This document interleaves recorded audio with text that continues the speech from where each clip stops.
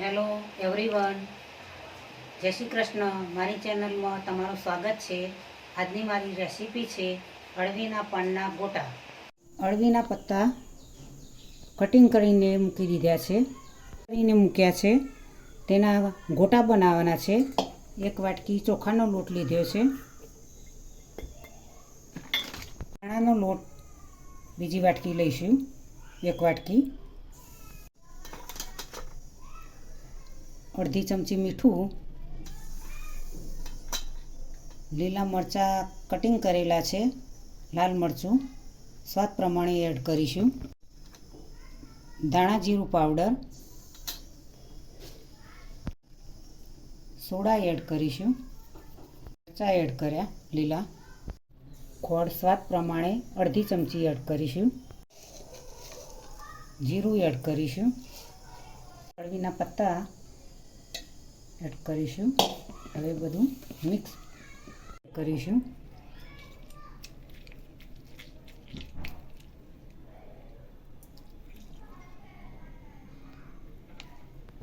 Mix કરી દઈશું. ખોડ નાખેલી છે, સોડા નાખેલી છે, તેથી હળદર નાખવાની જરૂર નથી, કારણ કે લાલ કલર પકડી જતો હોય છે, તેથી હળદર નાખવાની નથી. 2 ચમચી તેલ એડ કરીશું.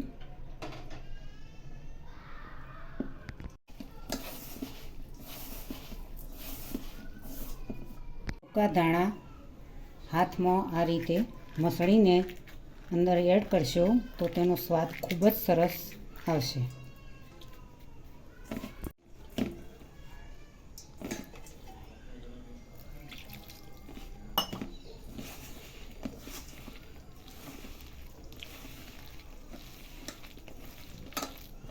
ખીરું આ રીતે મિક્સ કરવાનું છે.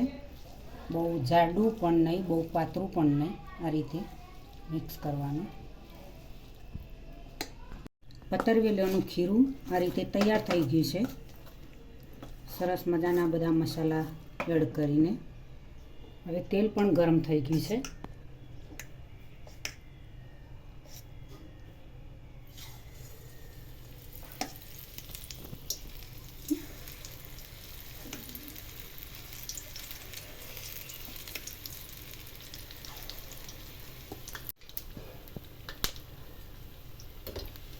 ગોટા તૈયાર થવા લાગ્યા છે. સરસ એવા મસ્ત ફૂલી પણ રહ્યા છે.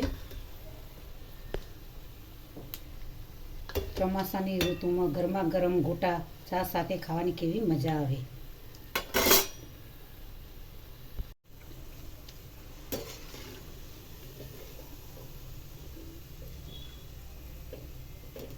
ગોટા તૈયાર થઈ ગયા છે. આજની રેસીપી મારી તૈયાર થઈ ગઈ છે. પતરવેલના પાનના ગોટા, ભજીયા પણ કહેવાય. મસ્ત એવા સરસ સ્વાદિષ્ટ અને ટેસ્ટી, જોઈને જ મોઢામાં પાણી યાદ આવે એવા ગોટા બનાવ્યા છે. સરસ એવા મસ્ત જાળીદાર ગોટા બન્યા છે. તો મિત્રો, આ રીતે તમે ચટણી સાથે તમે ખાઈ શકો. સ્વાદ આવતો હોય અને આવા ગરમા ગરમ ગોટા હોય તો ખાવાની ખૂબ જ મજા આવે.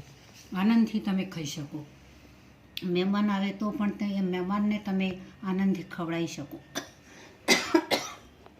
પતરવેલાના પાનના ગોટા તમે આ રીતે ચણાના લોટ સાથે સૂજી પણ નાખી શકો. ઘઉંનો કકડો લોટ પણ ભેળું કહેવાય છે, તે પણ તમે થોડો નાખી શકો. ચોખાનો લોટ પણ નાખીને આ રીતે સ્વાદિષ્ટ એવા ટેસ્ટી ઘરે તમે બનાવી શકો. બટાટાના પણ ગોટા બને, ડુંગળી મરચાંના પણ ગોટા બની શકે છે. દરેક રીતે લોકો અલગ અલગ ચીજ નાખીને ગોટા બનાવતું હોય છે. તો મિત્રો, આજની રેસીપી તમને જરૂરથી મારી ગમી હશે. મારી ચેનલને સબસ્ક્રાઈબ કરજો, મારા વિડીયોને લાઈક કરજો, શેર કરજો, બને તો કોમેન્ટ કરજો.